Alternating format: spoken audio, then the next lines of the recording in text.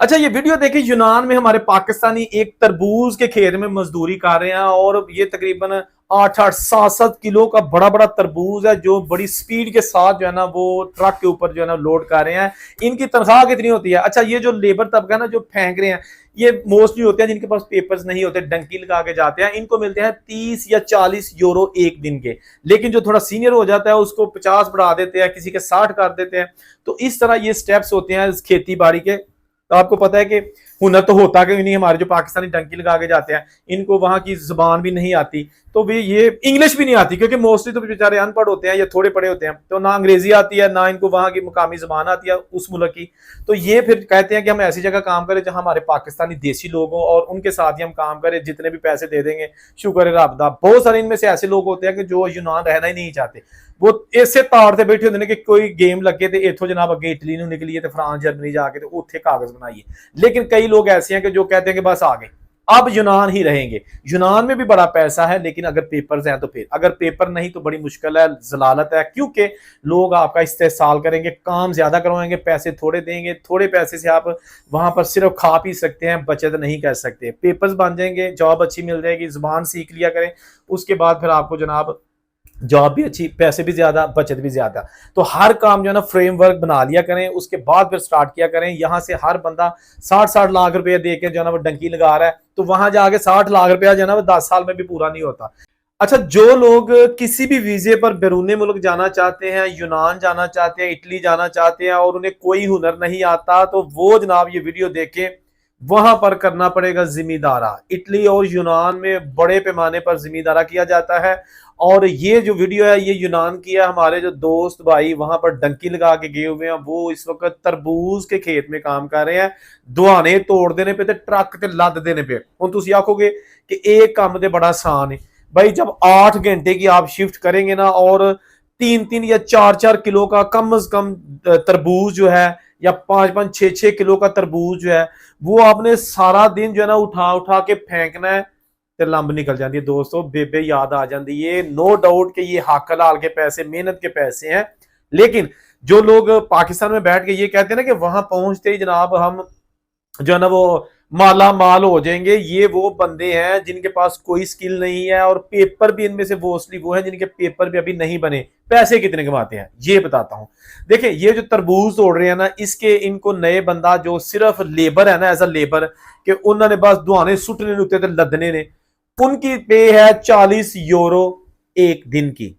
40 euro एक दिन की, ये तकरीबन 12,000 एक दिन का पाकिस्तानी रुपए बनते हैं। और ये 30 दिन काम नहीं होता, ये काम होता है तकरीबन 20 दिन, क्योंकि इसमें कुछ छुट्टियां आ जाती हैं, कभी मौसम खराब हो गया। तो 20 दिन अगर काम हो तो 2,40,000 रुपए महीने के पाकिस्तानी एक अनाड़ी बंदा डंकी लगा के जो जाता है यूनान, वो कमाता है। ठीक हो गया, 2,40,000 महीने के। लेकिन इसमें से जितना खर्चा होता है वो भी मैं आपको बताता हूं। लेकिन यहां एक चीज मैं और बता दूं कि इनके साथ जो सीनियर होते हैं वो कितना कमाते हैं। सीनियर्स, उनके पास मेजोरिटी के पास पेपर्स होते हैं और वो जनाब या तो फिर वो ट्रक चलाते हैं, या इनके पास खड़े होकर सुपरविजन करते हैं, या बस वो हाथ में जो कटर होता है उसके साथ चीजें चेक करते हैं, या वो उसके साथ तोड़ते हैं। वो फेंकते नहीं है, ज्यादा मुश्किल काम नहीं करते। उनको तनख्वाह मिलती है एक दिन की 80 यूरो। वो बन जाते हैं तकरीबन 24,000 पाकिस्तानी एक दिन के। अनाड़ी बंदा, मजदूर बंदा 12,000 एक दिन के। जो कारीगर होता है, हर फील्ड में कारीगर होते हैं ना, उनके जनाब 70-80 यूरो। अगर 80 यूरो भी हो तो बनते हैं जनाब 24,000 एक दिन के। महीने के बन जाते हैं अगर 20 दिन भी वो काम करे तो तकरीबन 5 लाख। और सीनियर जो है ना वो 20 दिन ही वो ज्यादा काम कर लेते हैं, क्योंकि उन्होंने जो है ना लाडले होंगे ने, चहेते होंगे ने मालक दे ना, तो उनको काम ज्यादा मिल जाता है।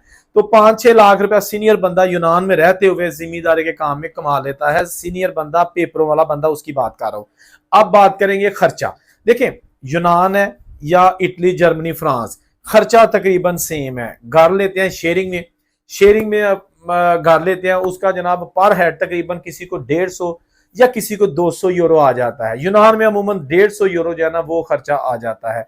तो उसमें जनाब 150 से 200 यूरो आपको खाने के लिए चाहिए होता है।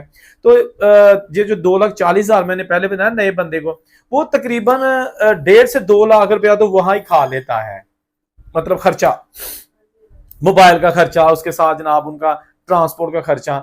तो सख्त गर्मी या सख्त सर्दी काम करना पड़ता है। तो पिछले दिन मुझे एक लड़का मिला फ्रांस में और वो वहां पे मजदूरी कर रहा था। मैंने उससे पूछा कि यार आप कब से हो फ्रांस में? उसने कहा जी कि मैं बैंक में जॉब करता था हैदराबाद में, कराची, और वहां पर जनाब मेरी बड़ी अच्छी बैंक स्टेटमेंट बन गई। मैंने किसी भी तरीके से स्टेटमेंट बहुत जबरदस्त बना ली। मैंने 2-3 मुल्कों के विजिट किए, उसके बाद मैंने फ्रांस का वीजा लगवा लिया, विजिट वीजा फैमिली समेत। मुझे किसी ने कहा कि फैमिली समेत लगवा लो, 2 बच्चे थे, बीवी और ये खुद।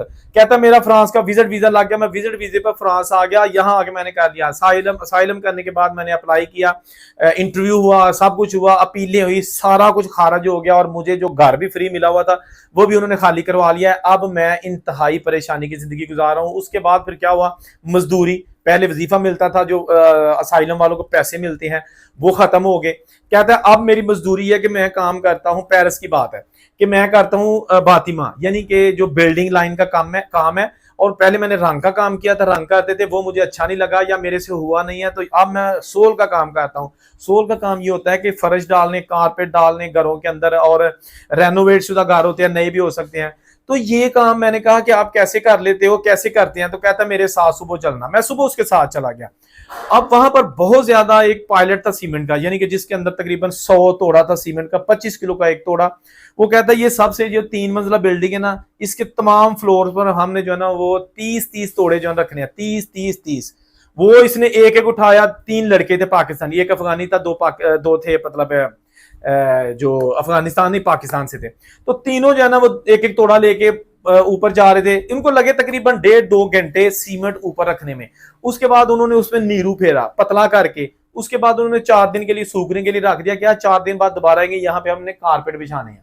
एनीवेज मेहनत थी, इसलिए मैं खुश हुआ कि चले पाकिस्तानी मेहनत कर रहे हैं, किसी की जेब नहीं काट रहे, किसी को नुकसान नहीं दे रहे, मेहनत कर रहे हैं। लेकिन वो बंदा कह रहा था कि जिंदगी की अगर कोई बड़ी गलती मैंने की है ना, तो फैमिली के साथ मैंने यहाँ के साइलम कर लिया। मैंने कहा जी वो कैसे? कहता मुझे अकेले आना चाहिए था।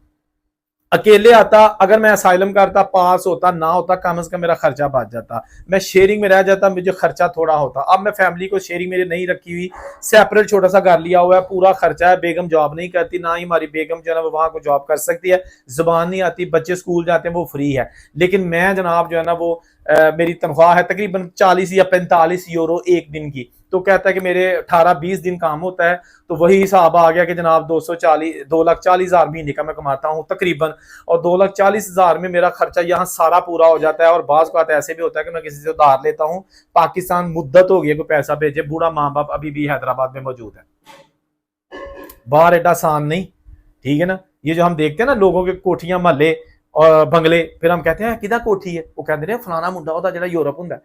भाई उसके पीछे मेहनत देखें, उसके पीछे उसकी स्ट्रगल देखें। यकीनन उसको 15-20 साल हो गए होंगे यूरोप में गए हुए, फिर इतना बड़ा घर उसने बनाया होगा, ठीक है ना। हर काम जरूर करें, लेकिन उसका फ्रेमवर्क जरूर कर लिया करें। बाहर अगर जाना है तो कोशिश करें कि वीजा भी आपका फैमिली का लगे, तो फैमिली फौरी तौर पर अपने साथ ना लेके जाए, आप खुद जाएं, माहौल देखें, एडजस्ट करें, महंगाई देखें, खर्चे देखें, फिर सोचें कि अच्छा मुझे 2 महीने हो गए हैं, इतना मेरा महीने का खर्चा है, बेगम आ जाएगी, इतना खर्चा बढ़ जाएगा, क्या मैं अफोर्ड कर सकता हूं? लेकिन ए कोई नहीं सुनता, कहते ने बुढ़ी अगे लग वीजा लग गया तो हुण इत्थे नहीं रहना, हुण आवां करांगे जनाब एयरपोर्ट तो सारा टब्बर लैन आए करेगा। इन्ना नहीं पता है कि उत्थे जाके मुश्किलात जिहड़ियां ने उन्हां आखना कि आ जाओ आ जाओ आ जाओ आ जाओ इत्थे बह जाओ, इन्ना मुश्किलात नहीं अंज कहना। अल्लाह ताला से दुआ है कि अल्लाह ताला तमाम लोगों की मुश्किलात हल करे, और मैं इसी तरह आपकी जो है ना वो खिदमत करता रहा हूँ। खिदमत इस लिहाज से कह रहा हूँ कि आपको तमाम पहलू जो है ना वो सामने रख देता हूँ। एजेंट कहते ना कि भाजी 60 लाख रुपया दो, उत्थे जांदे मुंडे ने तुहाडा महीने 60 लाख पूरा कर देना, ते असीं आने आहो गल ठीक है, जमीन बेचो, घर बेचो, गोटी बेचो, तो उत्थे निकलो बच्चों को लैके।